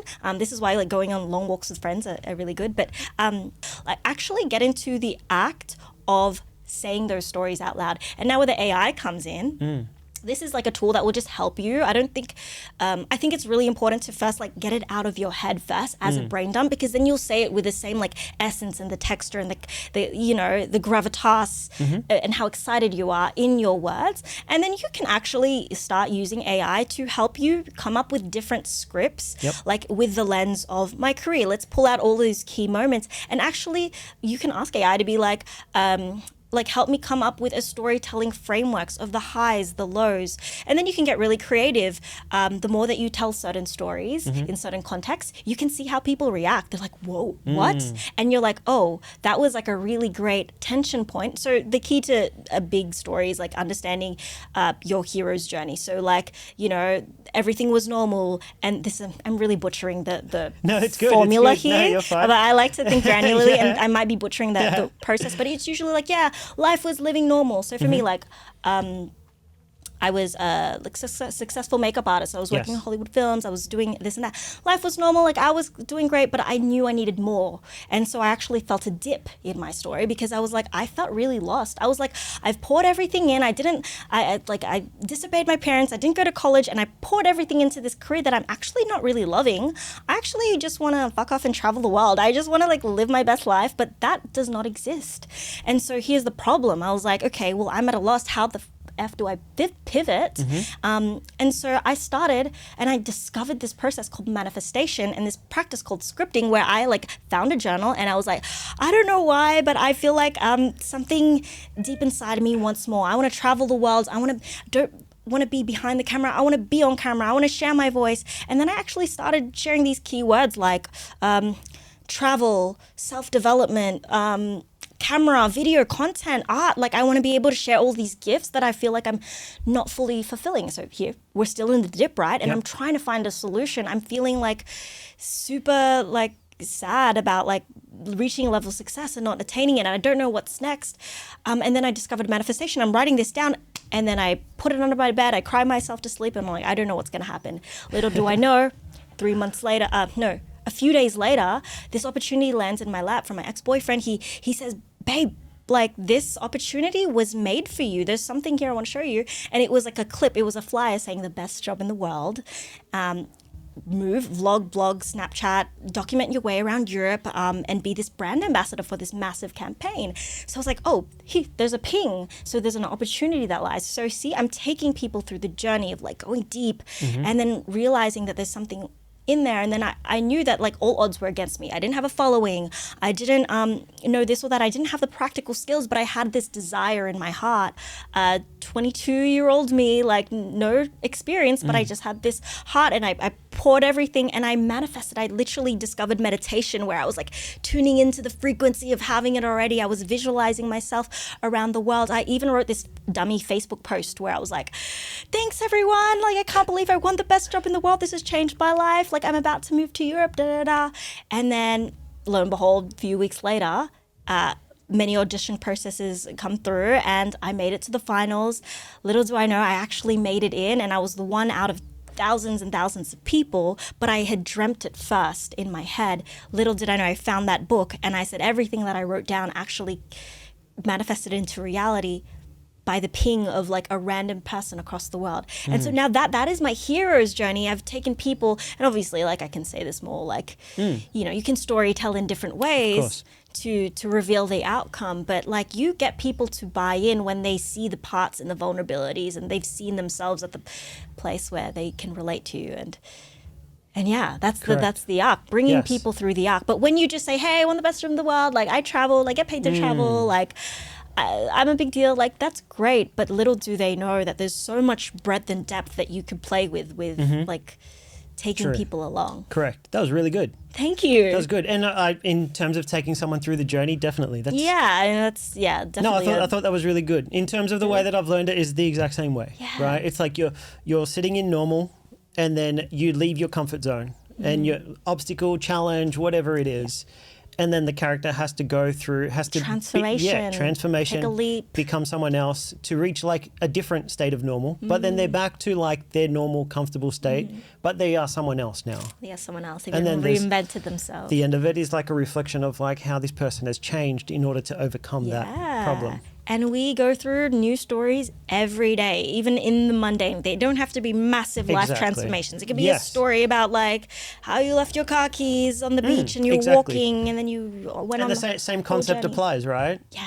You know, you're in normal, you lost your car keys, you had to become someone else. Yeah, and then like a person picked it up who was tanning, and then you met them at a cafe, and it was a whole ordeal. Like, exactly. There's always ways we can create. And a lot of the times the transformation's just the lesson that you learn from going through that. It's like, I learned not to, leave my keys and be, I'm transformed, I'm renewed. And then leaving people with that. But it's going to, storytelling is anthropologically how we remember cues, things, because we see things through pictures. Like ever since we were a kid, we were like, we teach through story time, bedtime stories, because they teach us core lessons.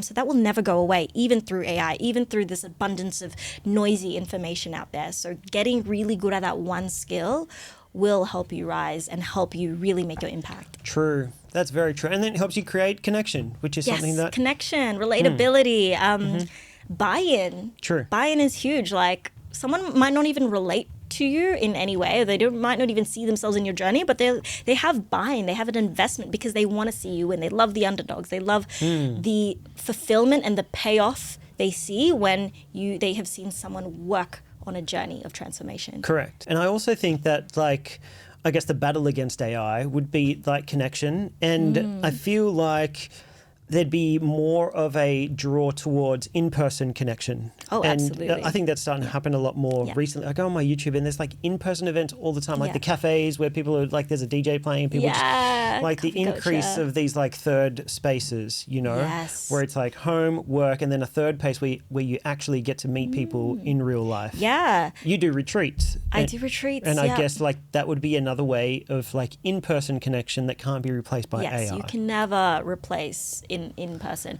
And I think, yes, it's a combination of like the rise of community-led experiences and just experiences in general are from things like AI, oversaturation of like the oversaturation of the internet. It's a result of like post-COVID blues where everyone is actually naturally more homebodies. But like you think about it, like we are designed to be in connection with people, with other humans. Well, there's a lack of physical connection. There is, and there will continue to be as like... That's why run clubs are going off right now. Yeah, there's a lot of it. Run clubs, yeah, absolutely. And although, I think specifically in Australia and around the world, there's a decrease in like alcohol consumption, even like late night, like party culture is actually less and less because people are becoming more introverted homebodies, but we're still finding new and refreshing ways to connect. So things like retreats, things like group-led meetups. And there's like a tangibleness to relationships, especially if you're trying to level up and network and build your dream life. You should really be placing value in in-person connections because they far transcend like an Instagram like or a DM. Because when someone can be around you and be in your energy, you're way more like you're way more able to connect, especially if you work on your interpersonal skills. Like you can get a pitch going. There's a reason why like so many of the biggest deals happen through people traveling and through friendships, through meetings, like in-person meetings, through coffee, through golf. Yep. So totally. Yeah, I 100% agree. Asset. Such a big difference. I've realized with podcasts too, like when you're sitting down with someone physically, it makes such a big difference. Yeah, your ability to relate versus like being on a Zoom call with someone. So different, like completely different. Yeah. I haven't done any personally. I've had people hire the room out and do the Zoom calls like through the TV. So I'm like, man, this isn't hitting the way that it would if that person was in the room. Because you're like, you lose the sense of like, like there's this weird disconnect. Wall, which is why I love advocating for like attending meetups, events, networking, parties, things like that, like putting yourself out in society where you can interact, because that's going to be a skill, especially in the world of AI and the internet, and like 2D personalities. It's like your ability to be able to still connect with people, and that will help you transcend through all of the opportunities, because sales, money exchanges, and just like high level gateways opening are through relationships. That's great. This has been really good. There's this one question that I like to ask most people. Yes. And it's like, you've obviously reached a place where a lot of people would see as successful.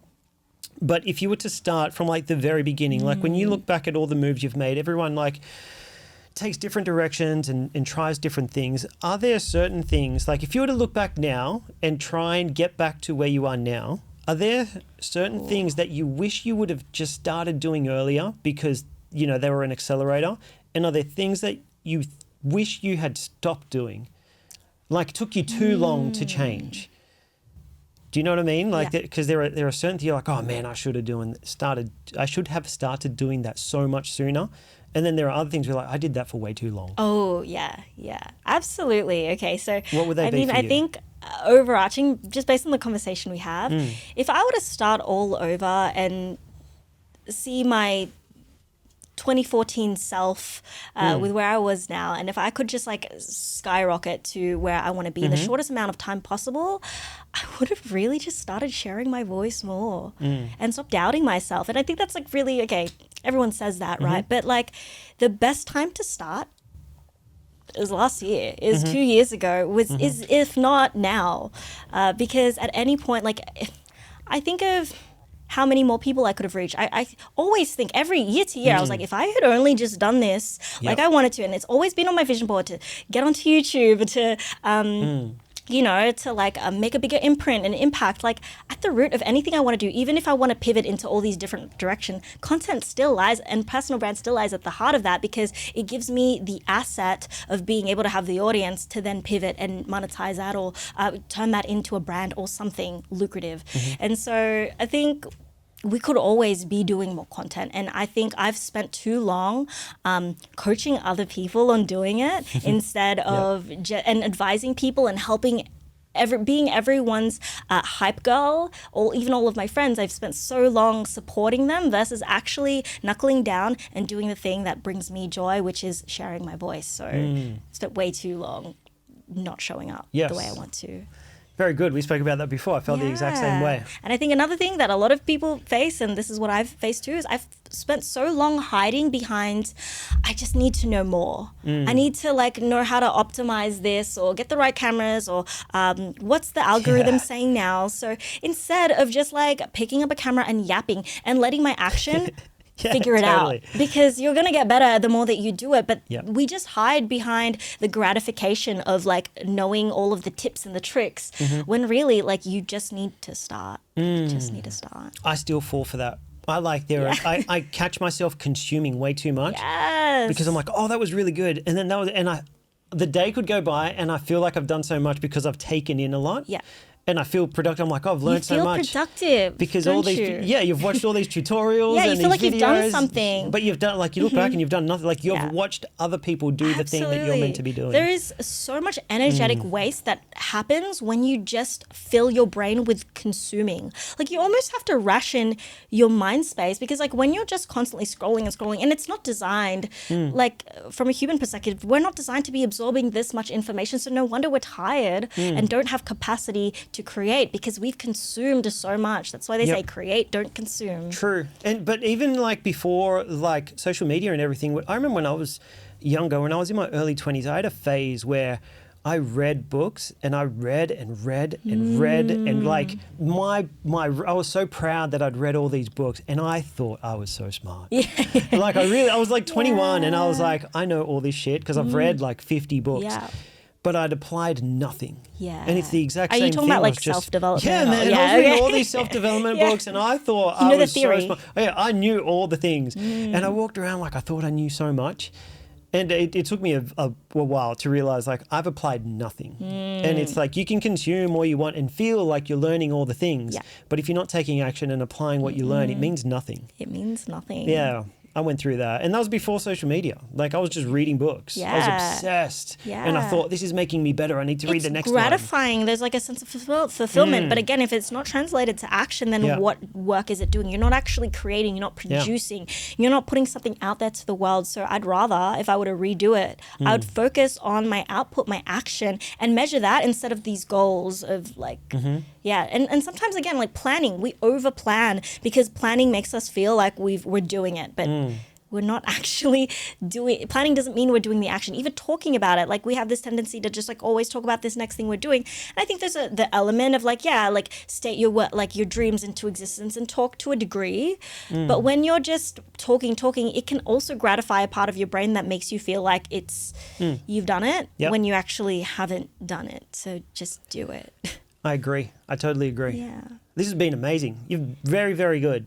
Thank Yeah, you. I've learned a It's lot. been so fun to bounce and Yeah. banter and share all the Yeah, the very stuff. helpful. Like so helpful. Like I feel like with the meetups and everything that I've been being more intentional with, like just being around other creatives, Yeah. and it's Yeah. giving me a better understanding of like where people need help, and myself included. Yeah. You know, and I think Absolutely. you do a lot of that. Like you Yeah, touch on a thank lot of those you. points that are very common with creatives. Yeah, that are just starting absolutely. And out. that's why sometimes you just have to get in the spaces, like Hmm. organize a meetup, even if it's free, even if it's like, I know 5 people Mm-hmm. who are interested in what I'm doing, like, let's get together, let's Hmm. do something in person. And then from there, you can bounce and notice, like, when people are asking you questions and when you're responding, so many times, like, we are way further along than we think. But again, our baseline is like, I don't know anything because like this is so normal for me. But it's not until you have someone reflect on you, hey, that was really helpful, that you're like, oh, if that was helpful for one person, then I should share that because I'm sure that there's so many more people that would highly benefit from that thought riff. Fantastic. If someone wanted to work with you, how would they do it? Send me an Instagram on Yep. Leanne Melody _ on Instagram DMs, and I'll be coming up with a bunch more YouTube videos as well. You can work with me in Yeah. all the different ways. Just send me a DM and we Yeah, can you've have a got chat. courses. Yeah, and- I have the Wealth Creator Circle Yep. where I teach people how to build their dream life, and I talk about the energetics, and I'm also partnered with my really good friends on how to actually turn that into reality by building out digital courses, funnels, and actually creating a digital product business. Fantastic. But yeah, retreats, all of the works, I've have all of the things. Do you do available. one-on-one? I do. Yeah, cool. I do one-to-one, some sprints, but tell me, about what you're going through and what you need, and we can have a chat and game plan from there. So good. Love it all. Thank you so much for Thank making the time Thank and you for sharing having as me. much It's as my you have. first podcast in so long. Really? Yeah, no, this has been great. I'm so glad you came on, and Yeah. you were everything I was expecting and more. Oh, Yeah, very good. Thank you so much. Thank you, Leanne.